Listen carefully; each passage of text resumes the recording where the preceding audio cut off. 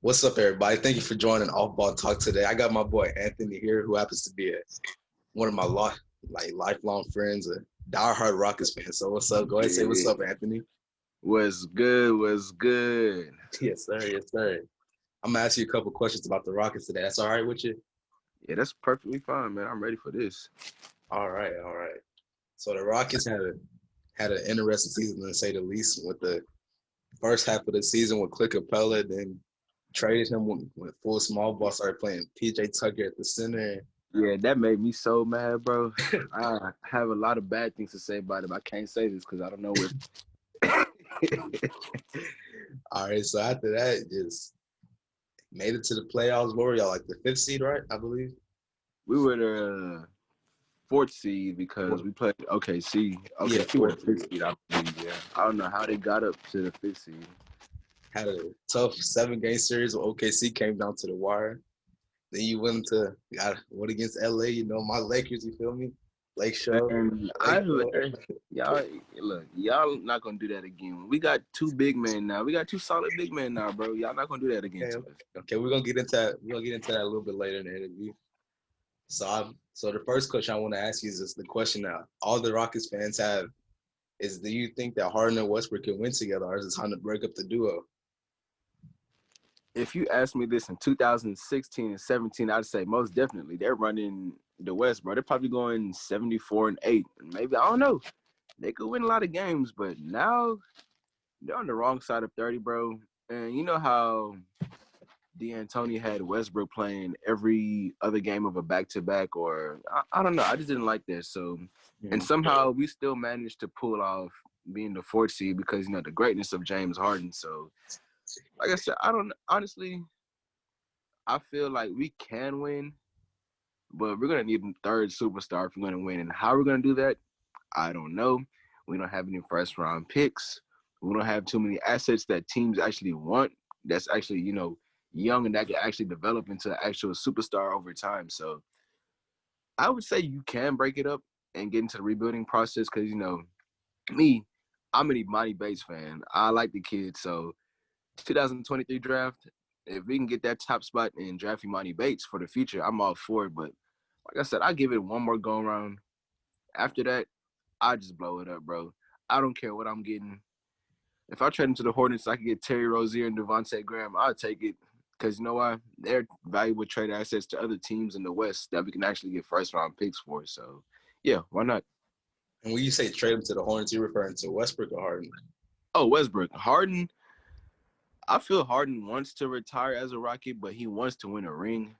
So, like I said, you could trade Harden. If I'm trading Harden, I'm trading him to the Brooklyn Nets, of course. Not only because that's my second favorite team on the low. Nobody's supposed to really know that. But, it's more of they have young assets in Spencer Dinwiddie and Karis LeVert that I'm willing to, expand and, see how far I can go with them in the West. I don't think those two guys are Western Conference players, as a matter of fact. But, we'll see. We've seen what they did in the East. And it's always easier to win in the East, of course. So, All right, so I remember you say you referred earlier that you're looking for a third superstar. So that yeah. leads me to my next question with y'all this offseason, y'all brought in DeMarcus Cousins and Christian Wood, which is a player that Christian Wood is somebody that people say that has all-star potential and put in the He right does. situation. So I want to ask you what you think about those two signings. I was very excited for the Christian Wood signing because I feel like we got him for pretty cheap, 3 years, 41 million after averaging 13 and 10 in the last 20 something games. He showed that he's a superstar. Well, not a superstar, but he has potential. I mean, I remember watching film over that game where he went against Joel Embiid and he gave Joel Embiid a little. So I say I'd actually like that signing. I think he's going to be dangerous in a pick and roll situation with Harden and Westbrook. I mean, he's a stretch five. I mean, I wouldn't put him at the five.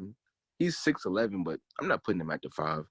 If anything, I'd put, I don't know, PJ Tucker again, maybe at the five again, and see what we can do with that. I don't know. Maybe DeMarcus Cousins. I don't know. I don't know if I could start DeMarcus Cousins after basically sitting out of the NBA for 2 years with an injury. I don't know. We'll see. We'll see. Like I said, I love the Christian Wood signing. DeMarcus Cousins, they give me signs that okay, he's healthy now, and he's more of a. Is he 30 yet? I don't know. I don't know if he's 30 yet, but Yeah, I think he may be 30 right on the dot. yeah, they're looking at him probably as a project player again, maybe to see how far we can go with DeMarcus Cousins. You know, I think the hiring of Steven Silas is trying to show that he's trying to play small ball five without actually using a small ball five. You know, without actually having PJ Tucker on the court for a whole 48 minutes again. you know, like I said, no disrespect to PJ Tucker. I love PJ Tucker. You know, I wish every team could have a PJ Tucker in the league, but you know, if PJ Tucker was about at least maybe 6'9", I think we'd have a better chance. I mean, maybe the series would have gone on to 6 games if we would have played the Lakers. You know, I don't know. You know, he's a hell of a defender, but he can only do so much against AD. I mean, I know, you know, all credit to AD. AD is a great player. He's going to end up probably one of the top 20 players of all time when it's said and done. If at this rate, you know, he's only 26 years old. And I think he still has ways to go to get better too. So, like I said, yeah. So the Boogie signing, like I said, I like that just to see how long we can go with him. Hopefully, I might be looking a little over realistic numbers for Boogie, but hopefully I can get maybe 12, 13 points, hopefully 6, 7 rebounds off the bench, or maybe if he starts, we'll see how long he can get to that. Because, you know, Harden shoots about 15 for 31 a game, and he gets glorified, and it's cool. But, you know, all those rebounds, they can go to offensive rebounds, get back to Harden or Westbrook. And, you know, Westbrook, he shoots about like 3 for 20. And he'll have about he'll shoot 3 for 20 and have a triple double. So can you imagine what a actual that was once elite, big big elite on the team getting rebounds? Let's see what they can do. I don't know. All right, so I'm glad you mentioned Steven Silas, and that brings me to my next question about leading to the front office and the coaching staff. Yeah. You lost Daryl Morey at 13 years. How you feel about that, man? Losing Daryl Morey, it gave me some kind of doubt because, you know, I think Daryl Morey was a person that's seen a lot of potential in James Harden, and he knew that James Harden isn't the root of the problem of Houston, which the media is going to create a narrative that he is, because they said, oh, why did Dwight want out? Why did CP3 want out? Why does all of a sudden Russell Westbrook want out? How come LeBron and Paul George didn't want to come to the Rockets? No. I think it's a style where, you know, Harden, he's one of them generational players that Daryl Morey's seen from the get-go when he traded for him. You know, that's why he traded Kevin Martin, a borderline all-star, back in 2012 and 13 for a guy who was, you know, just 6th man of the year to be, you know, superstar. Like I said, I was kind of hurt when we let Daryl Morey just walk like that because, you know, he was the guy who could make anything happen in Houston, pretty much. Yeah, like, if you would have put off that signing LeBron and Paul George while we still had CP3 and Harden, I think he's the greatest general manager of all time. I don't know. I don't think nobody's beating that. Like I said, congratulations to him for signing for the 76ers. Let's see. I don't even know who's our GM now, but let's see if he could pull off something. You know, I think Christian Wood signing was a pretty decent signing for us, so he's on the right track. But I just hope he doesn't, you know, give up on Harden and Westbrook so easy. Maybe if he gives up on Westbrook and gets some kind of younger assets, or, you know, like I said, I was all for the Hornets trade because, you know, I'm a fan of Devontae Graham. I've been watching him since college. So Devontae Graham on the Rockets, he's a 3-point playmaker that they really need. I don't know about getting to the rim and slashing, so I don't know, but like, yeah, Westbrook for Devontae Graham, Terry Rozier, some draft picks. I don't know. I was all for that, but yeah, Daryl Morey, yeah, 76ers, they're gonna pull off something. I think they got something up their sleeve. They're gonna find a way to get another superstar without trading Ben Simmons or Embiid. I don't know. I think they're gonna get rid of Tobias Harris. I don't really care for him myself. He can show up in the playoffs. He never does. He's just a seasonal player, I guess. But yeah, Daryl Morey, he's the guy who's gonna make it happen. I'm happy that he signed Steven Silas before he left. Like, he gave us the best bet before he left. So I'm actually appreciative for that. So yeah. So about Steven Silas, he was a assistant for 20 years before he got his first shot as the head Yes. coach, which is going to be with y'all. So, what do you think he brings to the Rockets as? Like I mentioned earlier, I like that he's trying to play small ball five without a small.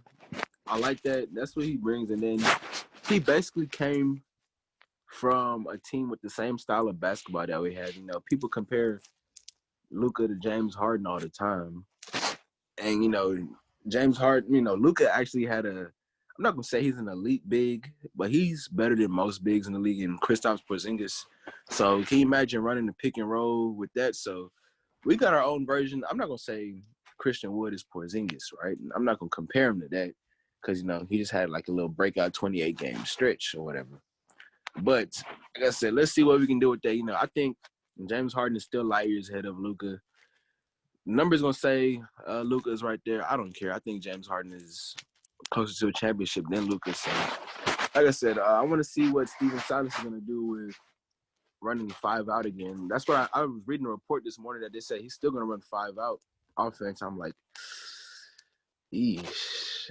I mean, let's see, because you know we ran that with Capella, and I think our offense could have been way more dangerous if Capella had a mid-range three-point game, actually some kind of post-up game, you know. But he's I think Capella is a top 5 big man when it comes to pick and roll finishing. So I'm ready to see what Christian Wood can do because he's still young. Christian Wood is only, 23, 24? Yeah, he's still very young.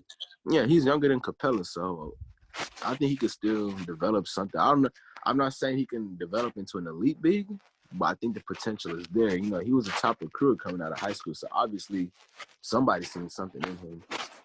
I don't know why he went undrafted. I don't know. But yeah, I think Steven Silas can actually turn him into something special.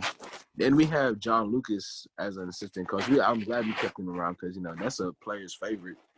So, yeah, he's really the heart and soul of the coaching staff to me. I think that's another reason why we're not going to trade Harden and Westbrook because they have a relationship with him, especially Westbrook being here for such a short time with just, you know, a year and already developing a close relationship with Coach John Lucas. So, yeah, I'm ready to see that. Yeah, I was really hoping we would sign Nate McMillan as a assistant coach because, you know, I want to see more defense from this team. You know, like Harden, he's improved his defense, and I don't know why he's not getting the defensive recognition that he should be getting. You know, this year, as a matter of fact, he led the league in steals, I believe, if I'm not mistaken. What was it still last year? Yeah, people say he still doesn't play defense, and for a shooting guard, he's one of the top post defenders in the league. So I was actually ready to see what Nate McMillan can actually install with, you know, some better defensive players, and actually, you know, we have some height on our team now. So yeah, I'm actually excited for this coaching staff. I can tell you this, it's gonna be better than Mike D'Antoni's system. I mean, anything's gonna be better than Mike D'Antoni's system. Mike D'Antoni is here to get players paid offensively. So like I said, him in Brooklyn with Kyrie and KD, I feel like he's gonna try to turn Kyrie Irving into what James Harden was in Houston, even though he's not the head coach. But I think he's going to have more say than Steve Nash because, you know, Steve Nash he's just there. This is his first year. Yeah, first year coaching. First year. And he's a point guard, so he knows all the little pointers here and there with Kyrie Irving being his godson. So, I mean, I guess. But, yeah, I think Steven Silas is going to bring something better to the table. I don't know. Well, no. I'd actually take that back. I don't know if it's going to be better offensively, but I feel like defensively, with the new signings that we have and the players that we have, it can be something special on defense. Maybe, hopefully, I don't know. I'm not trying to overrate us right now, but hopefully a top 15 defense, maybe. We'll see. Yeah, I think that's fair. Yeah, I'm not saying top 10, but hopefully top 15, right? Like in the middle of the pack. Yeah, because we've been ranking the 20s for the past couple years, and I don't know. I don't like that. All right, that leads me to my last question, which is, all right. You were talking about earlier how you're a huge Imani Bates fan. So they saying these next couple of draft classes are going to be some of the best in history. With this in 2021, you got Jalen Green, Jonathan Kuminga, B.J. Boston, Josh all Christopher. all these guys coming in. Mm-hmm. So I want to ask you, do you think right now is the perfect time for y'all to do a complete reset? And would you be okay with being terrible for the next couple of years if that meant getting y'all closer to a championship in the long run? That's one the hardest question you asked me so far, honestly. Because it's like I feel like the thing is we've been right there for the past 5 years now. Yeah. The past 5 years.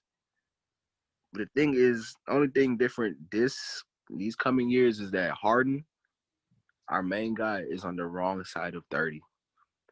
The good thing is Harden gets better each and every year.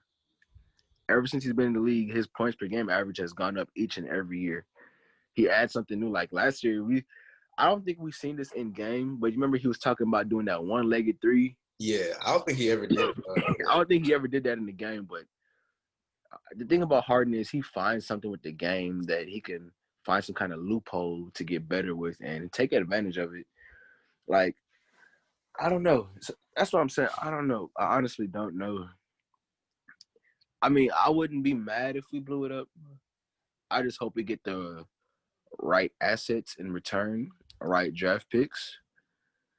Because, how we traded the 16th pick the other day for, a future first round to Detroit. The stipulation with that pick, I didn't really. I guess it's okay, and I guess it's not. But like, let's just say, what are the chances that Detroit makes the playoffs next year? If they do make the playoffs, we don't have that pick. Mm-hmm. They do. They don't make the. Wait, hold on. Is it? Is They it don't lottery make. protected? Yeah, it's lottery protected. So Okay. yeah. So what are the chances they do make the playoffs? And what are the chances we don't get that pick? So like I said, I don't know. I wasn't too fond of that trade. I mean, yeah, no, but I mean, it's cool. We don't have to have Trevor Ariza on our team, do we? I mean, Trevor Ariza, he's pretty much on his way out. He's 35, 36, and he really can't supply nothing other than defense. I mean, his 3-point. I don't think the city of Houston is too fond of him after that Game 7 performance when he went 0-12. So Against the Warriors. yeah, and then he was demanding an apology a couple weeks ago after they let him walk. And I'm like, bro, you went 0 for 12 with us, bro. Like, come on. You basically costed James Harden a chance at greatness, bro. Because I do believe, I know you're a LeBron fan, and I know you're going to be like, I'm talking crazy, but I do believe that year, if we would have went to the finals, bro, we could have beat y'all. We could have beat the Cavs in about 6, maybe 5 games, bro. No. With the healthy Harden and CP3, bro, yes, I believe so. But like I said, it didn't happen. And Trevor Ariza was one of the main reasons why, we missed 27 threes straight, and he went 0 for 12 in that span. So what do you what else do you want? So like I said, trading that, blowing it up right now, bro. All in all, I wouldn't be too mad. I wouldn't be too happy. I'd be kind of neutral with it because, the future is bright. And I feel like the day and age of draft picks now, they're getting more involved with their teams. Like, back, let's just say 10 years ago, you draft a top 10 pick, the chances of him playing in the league are maybe slim to none. The chances of him actually becoming a role player in the league is like, I don't know, 3 to 10. The chances of him being Stephen Curry and being one of the best players, drafted at 7th overall, that's a long shot too. Like I said, you have all these high school hoop mixtapes that you see. And like, for example, like, everybody knows who Stanley Johnson was in high school. Mm-hmm. Stanley Johnson was a freak of nature in high school, just dunking on everybody. All he really had to work on was his jump shot, and he'll be, one of the top players in the league right now. They projected him to be like Kawhi Leonard. But, everybody knows what happened to him right now. I don't even know if he's on the NBA team. Is he still on the Raptors? I'd Raptors? have to look into it. I'm not sure. I'm not sure either, but like I said, like, you see all these good high school players going to college or like how they have now. That's why I like now. They have high school players can go to the G League and have actual better professional competition. But I'm still not too fond of that. I don't know. Like I said, I honestly don't know. So if they blow it up right now, I wouldn't be too happy or too mad. Like I said before, I know I'm repeating myself. But as long as we're on the Imani Bates train, because I know generational talent when I see it, bro. I know generational talent when I see it. And I feel like Imani Bates can be Paul George / Kevin Durant hybrid from what I seen. I say Paul George because what I seen on the defensive end and offensively, I see KD because, I see KD more in a half court setting. I don't know about a transition setting or a running and catch and shoot, but like him on a one-on-one ISO situation, I see a lot of KD. So that's why I say I see a lot of generational talent in him, and I would tank for him most definitely. Most definitely. Now a guy like Josh Christopher, Jalen Green, Cade Cunningham, trading and tanking for those guys. I don't know yet. I don't know. And especially college basketball in times like this with COVID. I don't know if these guys got the right training and practicing so they can actually be the guys who they want to be. I mean, I think Cade Cunningham had a good game yesterday, but it's the first game. 20 and 10. Yeah, it's the first game. Who did they play? It was like Northwestern State. It wasn't a good. They played some mid-major school. Yeah. So, of course, those guys are always going to look good against. Anthony Bennett looked good against mid-majors, bro. So, and he went number one, and everybody knows what happened to him. So that's what I said. Drafting, bro, and tanking is kind of scary, but I have hope for the future because in recent drafts, you got guys like Kyle Kuzma who was selected at the end of the first round, and his rookie season he averaged 16. Second season averaged 18. Yeah, 18. He didn't win Rookie of the Year. I think he should have. He should have been up there, but like I said, yeah, you got to look at stuff like that. You got to be optimistic for tanking and getting guys and just collecting draft picks. Like OKC is gonna be one of them teams where I don't think they actually know what they're getting themselves into.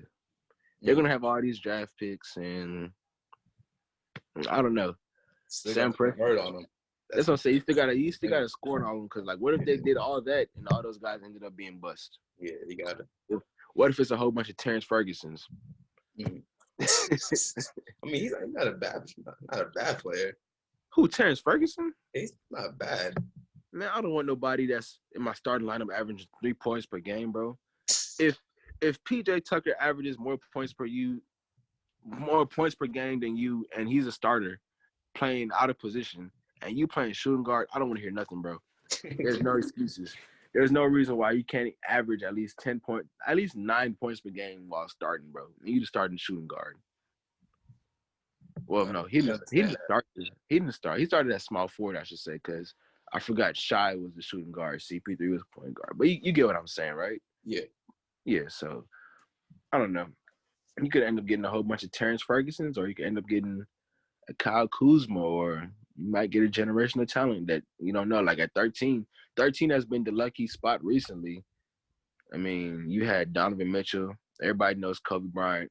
The only player I know that hasn't hit at 13 recently was Jerome Robinson, and I was like, ooh, Lord. You had Shai Gilgeous. I think Shai Gilgeous went at 13 also, if I'm not mistaken. Well, he went somewhere around late lottery or yeah. So let's just say you could probably end up getting those guys. So like, yeah, they tank.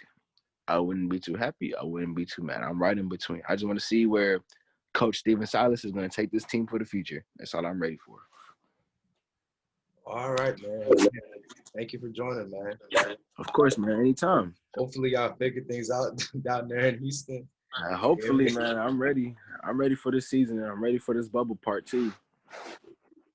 It's gonna be an interesting season, and even the rest of the offseason. See what y'all do. But again, thank you for joining, man. Of course, man. Hey, you have a happy Thanksgiving. All right, man. You have a great one. All right, you too.